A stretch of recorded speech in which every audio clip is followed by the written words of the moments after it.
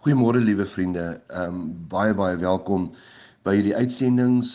Dit is elke oggend op jou foon of jy kan dit ook op jou rekenaar luister en dit is 3 minute lank iets waarmee jy deur die dag kan ingaan. En ek sê altyd dat die winter is 'n wrede seisoen. Hoekom 'n wrede seisoen? Want in die somer kan mense wat op die berg op die pad slaap in bergies en wat swaar kry, is hulle alright om buite te slaap, maar in die winter is dit verskriklik. En daarom dink ons sommer ook in die oggend in hierdie oggend aan almal wat swaar kry en almal wat deur fisiese swaar of deur pyn ook gaan. En so gepraat van pyn, ons hou nie van pyn nie. Die eerste reaksie is om daarvan ontslae te raak en dit is ook reg so. Maar dit maak nie saak of dit fisiese of emosionele pyn is nie. Ons drink gou 'n pilletjie of ons gaan sien iemand, maar dit moet net so gou as moontlik opgelos word. Ons dra hierdie houding ook oor op ons geloof. Geloof moet ons beskerm teen die pyn in ons lewe. Berkhof, die Hollandse teoloog, skryf dat daar 'n verskil tussen geloof en godsdiens is.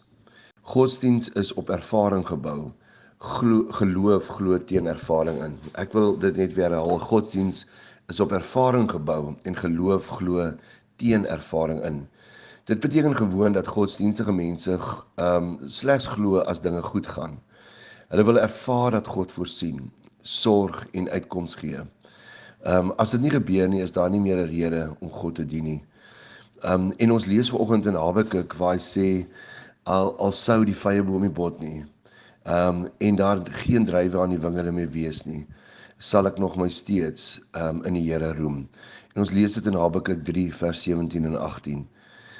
Gelowiges in die lewende God hou aan God vas, selfs as daar geen rede is om dit te doen nie.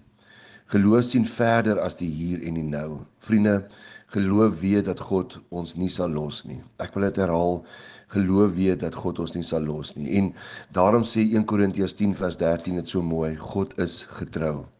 Selfs as ons niks oor het nie. Gelowige mense hou aan God vas te midde van donker tye in hulle lewe. Ja, ek weet dit is soms swaar, maar vriende, dat jy aan God sal vashou en sal weet, maar God gaan jou nooit los nie. Soms skreeu alles teen die feit dat God bestaan, sorg en omgee. Geloof dien God net omdat hy God is. En nie oor die goed wat hy in sy hand vir ons het nie. Maar geloof dien vir God omdat God God is en omdat hy vir ons lief is. Mag die Here vir jou help, ook in hierdie tyd, om hierdie geloof ook na ander mense af te wendel en ook vir ander mense te help glo terwyl dit met hulle sleg gaan.